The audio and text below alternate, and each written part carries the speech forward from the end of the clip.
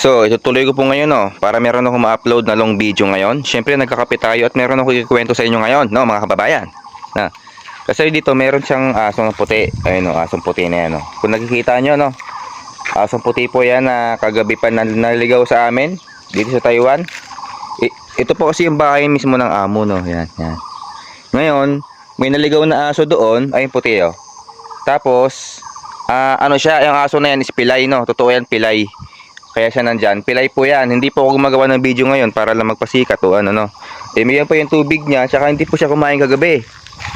Yan po. Binigay po mismo ng amo yan, no. Binilang pa siya mismo ng tentang ng aking amo, no. Habang tayo nagkakape. Pero hindi siya kumain kasi nahihiya yung aso na yan. Naligaw nga siya, no. Yung ano po pala niyan, yung likod niyan is bangin, no. Bangin po yung likod niyan. O, bangin po yan, no. No, mga kababayan, no, kaya tayo naawa sa aso na yan, no. Kahit na hindi tayo ganun ka pet lover talaga, no, totoo yan. Hindi naman ako ganun ka pet lover, no. Pero mahal ko yung mga aso na yan, no, mga pusa na yan, dahil isa yan sa mga sinama ng Panginoon, no. Dahil lahat yan nasa libro, no. Yan, no, mga kababayan. Habang yung aso doon ay nahihiya, no. Yun po, no, pasalamat na rin ako ngayon mismo sa Meta, no, dahil di niya ako papahirapan sa pag-edit.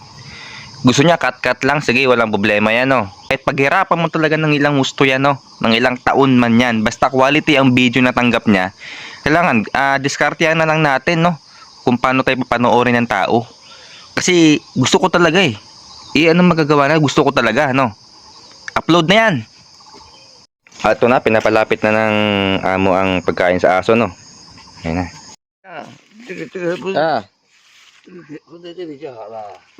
Nari? 这里就， Oh. 来起来。 Pen.哎， Oh, wala ma.